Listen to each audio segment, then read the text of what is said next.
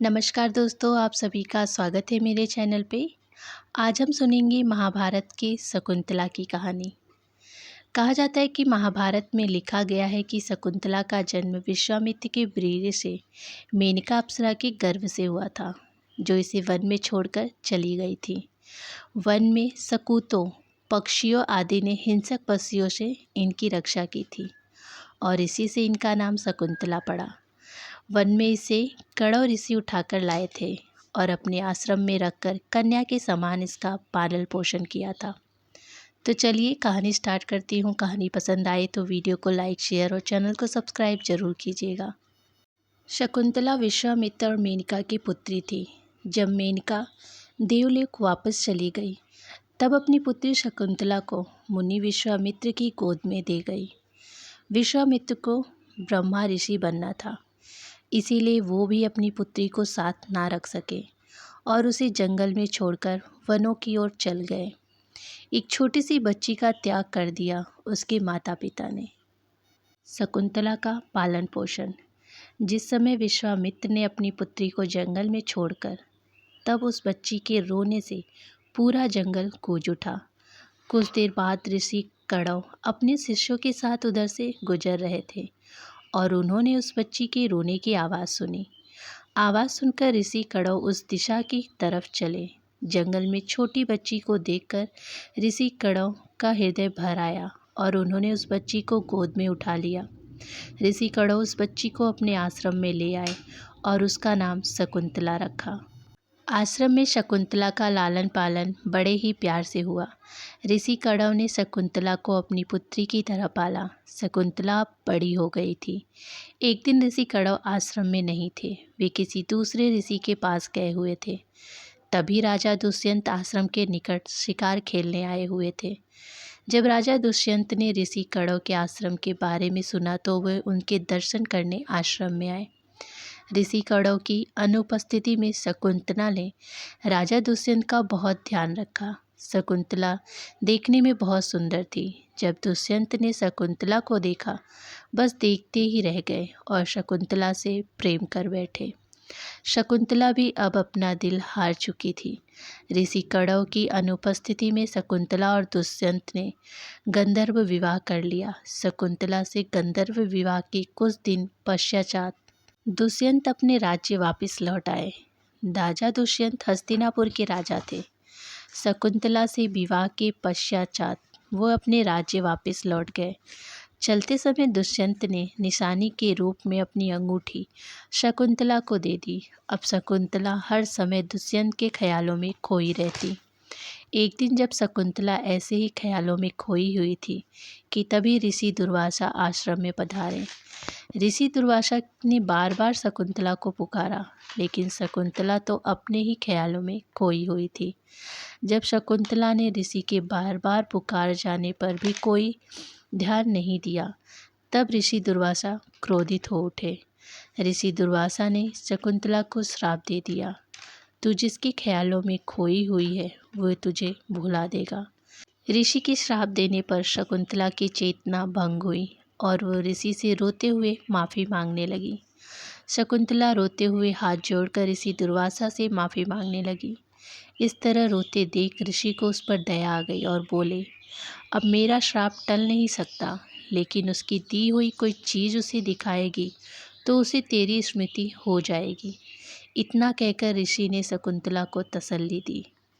जब ऋषि कणव को शकुंतला और दुष्यंत के बारे में पता चला, तब उन्होंने अपने कुछ शिष्यों के साथ शकुंतला को हस्तिनापुर भेजा। रास्ते में एक नदी को पार करना था। नदी पार करते समय शकुंतला नदी के पानी में हाथ डालकर पानी से खेलने लगी। तभी दुष्यंत की दी हुई अंगूठी शकुंतला के हाथ से निकलकर पानी में गिर पड़ी और शकुंतला को पता भी नहीं चला। शिष्यों के साथ शकुंतला हस्तिनापुर पहुंच गई, लेकिन ऋषि दुर्वासा के श्राप के कारण दुष्यंत ने शकुंतला को पहचानने से इनकार कर दिया। शकुंतला के बार बार कहने पर भी दुष्यंत ने कहा, हे देवी, अगर मैंने तुमसे विवाह किया हो तो मेरी दी हुई कोई निशानी आपके पास होगी। मुझे वो निशानी दिखा दो जिससे कि मुझे तुम पर विश्वास हो जाए। दुष्यंत के इस तरह कहने पर शकुंतला ने अपनी उंगली की तरफ देखा तो वो हैरान रह गई, क्योंकि दुष्यंत की दी हुई अंगूठी अब उसकी उंगली पे नहीं थी। शकुंतला फूट फूट कर रोने लगी, किंतु दुष्यंत ने उसे अपनाने से इनकार कर दिया। तब शकुंतला को ऋषि दुर्वासा द्वारा दिए गए श्राप की स्मृति हो आई और वो शिष्यों के साथ वापस अपने आश्रम में आ गई। एक दिन जब राजा दुष्यंत दरबार में बैठे हुए थे, तब एक मछुआरा उनके पास आया। उस मछुआरे ने दुष्यंत को एक अंगूठी भेंट दी, लेकिन अंगूठी देखते ही दुष्यंत को शकुंतला की याद आ गई और उन्होंने मछुआरे को दंडित करने का निश्चय किया।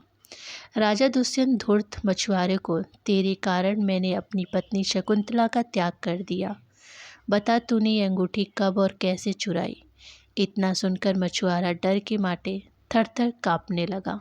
मछुआरा, महाराज मुझे क्षमा कर दीजिए, लेकिन ये अंगूठी मैंने नहीं चुराई।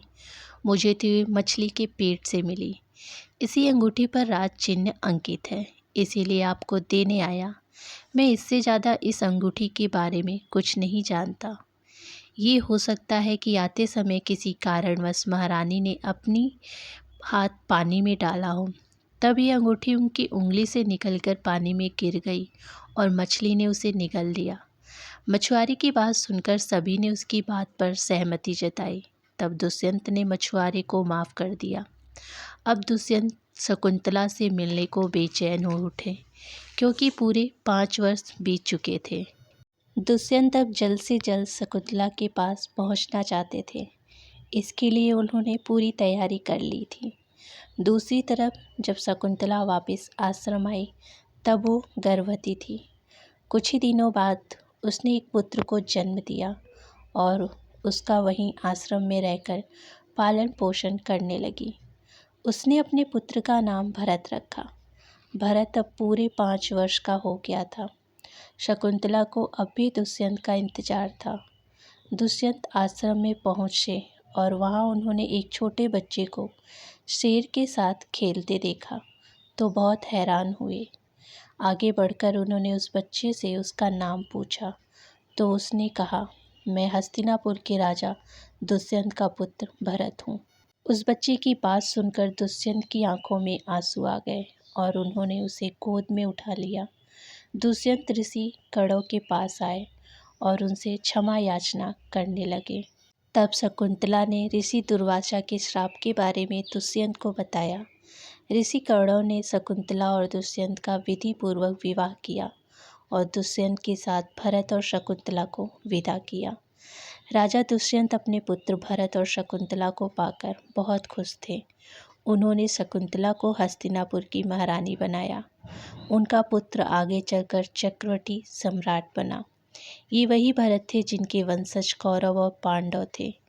उन्हीं के वंशज होने के कारण कौरव और पांडव भारतवंशी कहलाए थे। ये कथा थी विश्वामित्र और मेनका की पुत्री शकुंतला और उनके पति राजा दुष्यंत की।